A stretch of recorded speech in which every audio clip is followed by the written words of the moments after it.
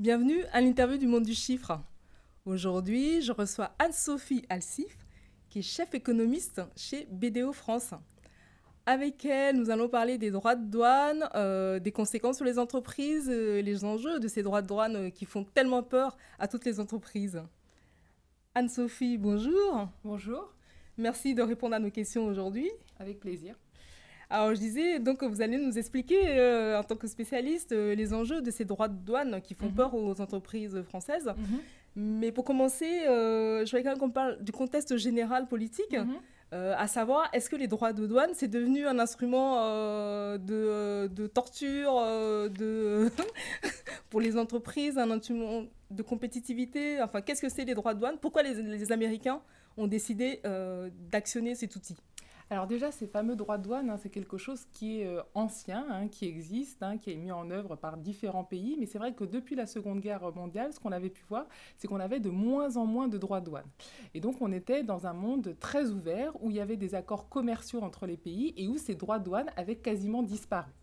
Par contre, depuis une quinzaine d'années, qu'est-ce qu'on voit? On voit qu'on a une montée du protectionnisme. Mais ce protectionnisme, il ne se traduit pas par des droits de douane, donc des tarifs à la Donald Trump, mais par des normes.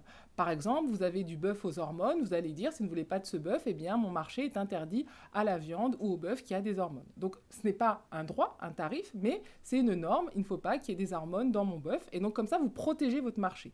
Et donc, les pays ont mis ça en œuvre depuis à peu près une quinzaine d'années. Tous les pays, on parle bien sûr de la Chine, qui a beaucoup protégé son marché intérieur, mais pas seulement, c'est le cas de la Russie, de l'Inde, de l'Amérique du Sud, d'Afrique, tous les pays aussi en voie de développement. Donc on est vraiment dans une montée du protectionnisme qui est ancien, mais qui s'est vraiment traduit par ce qu'on appelle du non-tarifaire, donc par de la norme et pas par des tarifs. Et là, ce qui est assez inédit, c'est que Donald Trump a remis ces fameux tarifs, donc des taxes à payer pour les marchandises qui vont sur le sol américain. C'est ça qui est vraiment nouveau.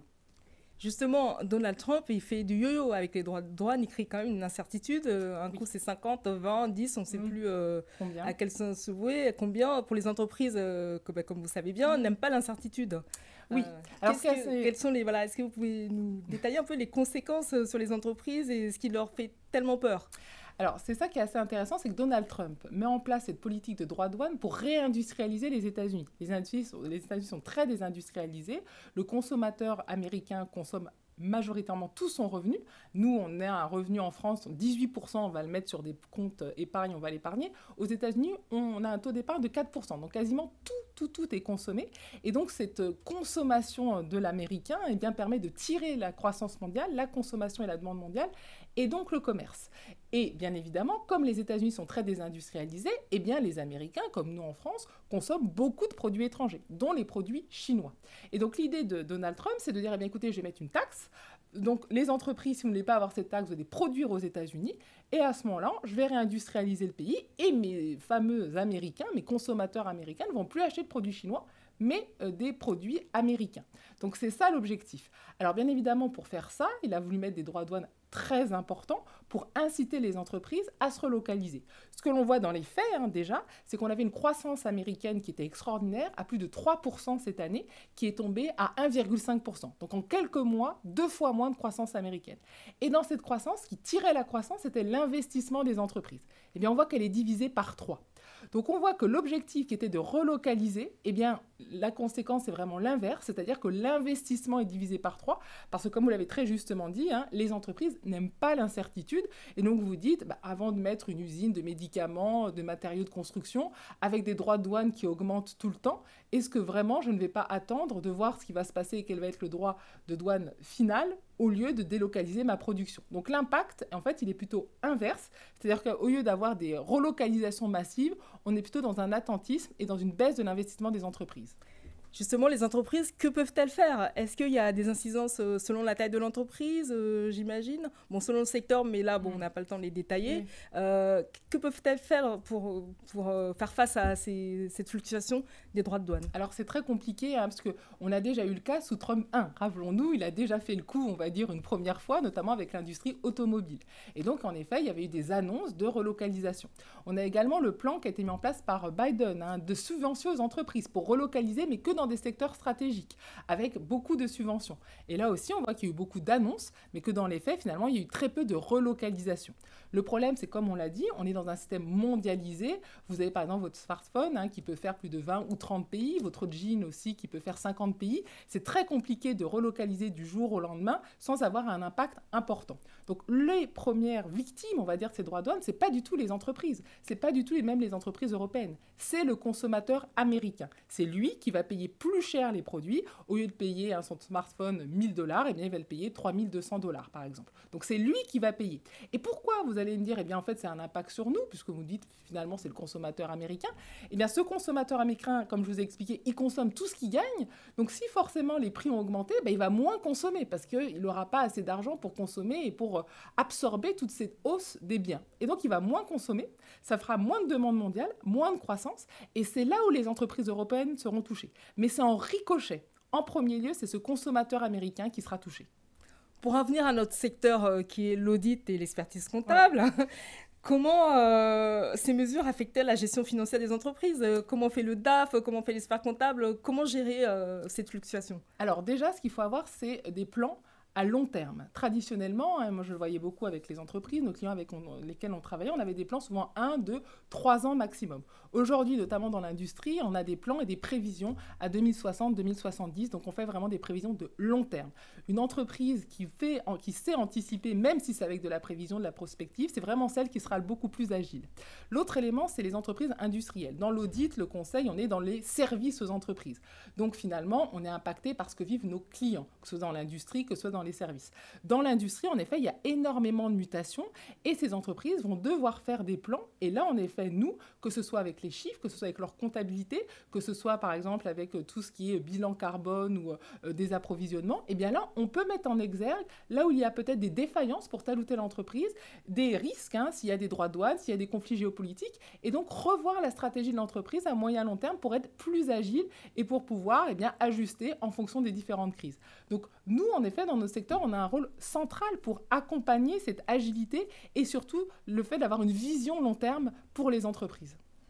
Et pensez-vous qu'on peut espérer du mieux? Il y a des négociations là actuellement, je crois que c'est le 9 juillet. Oui, tout à fait. Qu'on va savoir à quelle sauce l'Europe va être mangée.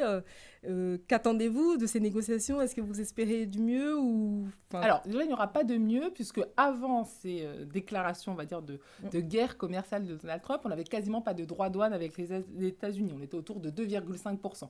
Là, c'est vrai qu'on a une sorte de scénario central à 10%. Donc déjà, même si on arrive à 10%, on dira, regardez, on a gagné comme on fait le Royaume-Uni. Non, déjà, on a beaucoup plus de droits de douane. Donc ce ne sera pas une victoire.